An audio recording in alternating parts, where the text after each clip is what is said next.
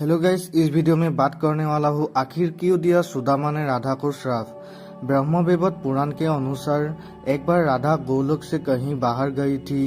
उस समय श्री कृष्ण अपनी बिरजा नाम की सखी के साथ विहार कर रहे थे।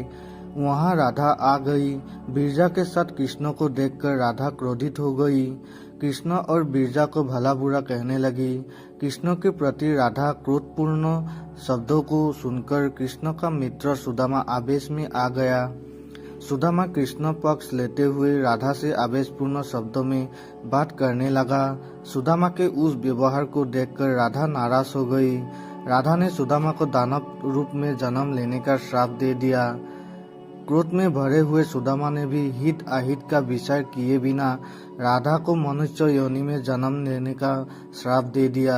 राधा के श्राप से सुदामा दानव बन गया, जिसका वध भगवान शिव ने किया था। सुदामा के श्राप के कारण राधा को मनुष्य रूप में जन्म लेकर धरती पर आना पड़ा। तो गाइस, वीडियो को अच्छा लगे तो लाइक करना और चैनल को सब्सक्राइब करके वीडियो को शेयर कर देना।